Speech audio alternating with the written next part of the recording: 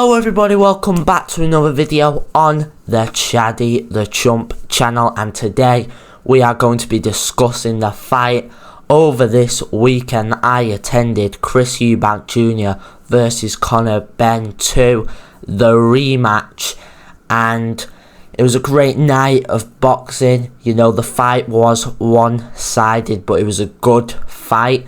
The undercard as well did not disappoint. It was a good undercard with a lot of great performances. So we're going to be talking about the whole event that went down this weekend. So let's get right into it. So Conor Benn gets the win. The first time the Benns have beat the Eubanks. And this will probably be the last time a Benn fights a Eubank, although maybe the Sons of the Sons or something like that, but let's not get into that. But it was a great performance from Conor Benn. He did everything right, wasn't too, crazy, and didn't really go for an all-out war. He more went for a more tactical boxing fight where he was going to get the win. And that's what he did, and it was a very good performance against Eubank, who, yes, Eubank was probably not in, the best conditions going into the fight. That might not just be, going into this fight, but his overall self. And to be honest, he has probably passed it. Now, I do think Eubank should probably think about retiring, because you've gotten the money from these two fights. You've gotten a lot of it, and what more is there really, unless you get a fight against Canelo or someone like that who probably won't inflict as much damage. Although if it was that Eubank, Canelo would have also inflicted a lot of damage. Personally, I think he should retire, but I guess we'll see. But what's more interesting is Conor Benn, because he's still got a good few years in the sport. He's around 28 years old, I think, and he's said to be moving right down to 147 pounds, and I think that's going to be a bit harder than he thinks to move down. I mean, the morning weigh-ins, he was weighing in about 167 pounds. So he was a heavy boy come fight night. So to go back down to 147, I think is going to be a little bit harder than, he and his team may think.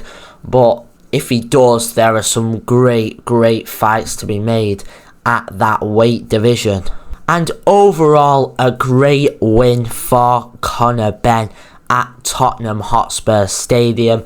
The atmosphere was amazing, even the ring walks. I mean, Eubank came out to 50 Cent. It didn't help him in the end, but it still added to the night and what it was, which was an unbelievable night. And, Ring Magazine, they do well at putting these great nights on, and this was no different than any other which they've done. Just very good. Not just the fights, but stuff outside of the fights, like the ring walks and everything added on. And the undercards are always very good. Of course, we got another ring card next weekend. So boxing's great right now, especially British boxing, because it was full. Pretty much. I mean, there were definitely over 60,000 in there at the very least, and they were all up for the fight. So now let's talk about the undercard. It was a good undercard. Some fights very much delivered. The co-main event, Jack Catterall versus Echo Asuman. Catterall did very well. He got that knockdown around the start to the middle point of the fight. And Echo Asuman somehow got back in it. He did very well to get back in the fight. But in the end, Catterall managed to knock him out. And it was a very brutal knockout in round 11. And that was a surprise to me.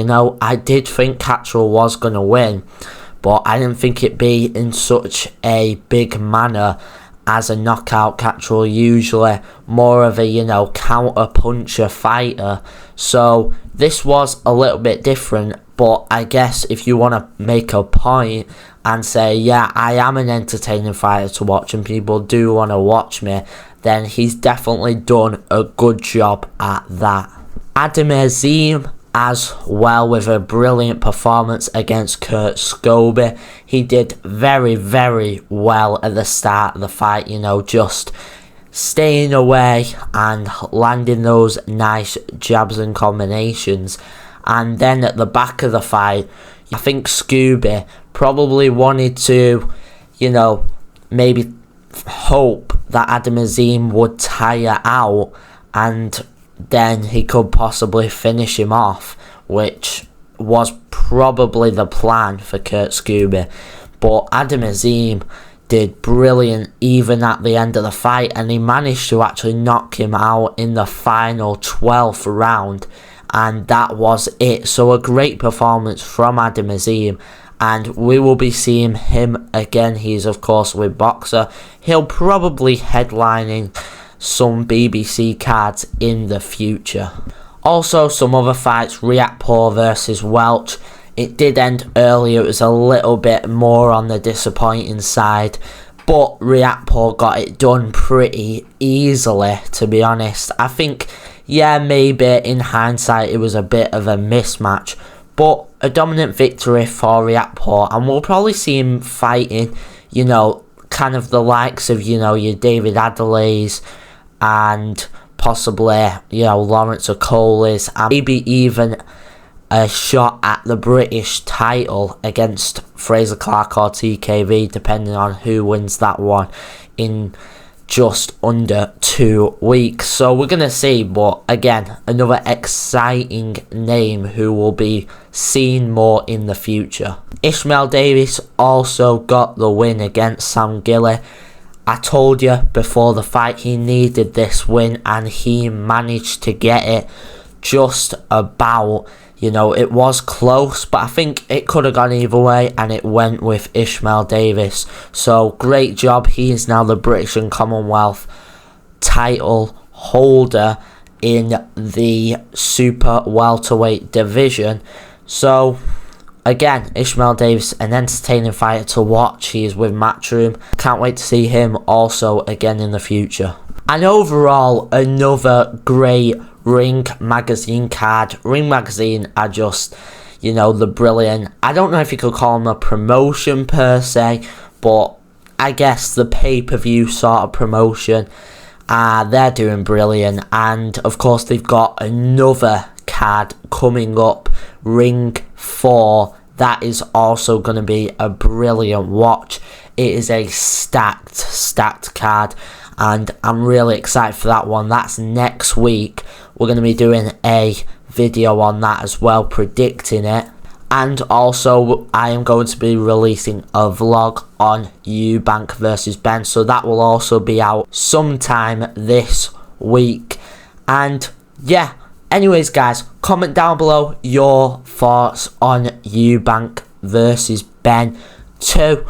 What do both fighters do next? Should Eubank go and possibly retire, or maybe try and get one more big fight, even though it might not end well for him? And should Conor Benn actually move down 2 weight divisions to 147 and win a world title there? Of course, you know, there are some pretty decent fights at that weight. You know, the world title holders, Mario Barrios has the WBC. The IBF is to Lewis Crocker, who's a Matchroom fighter, so that's very easy to make, and of course Lewis Crocker wants that fight. Also, Rolly Romero is a champion in that division, and Brian Norman Jr. versus Devin Haney is the fight next weekend, and they also are holding the WBO title, I'm pretty sure it is. So there are a lot of good fights in that division. Anyways guys, thank you for watching this review on Chris Eubank Jr. versus Conor Benn 2, and I will see you in the next one. Goodbye.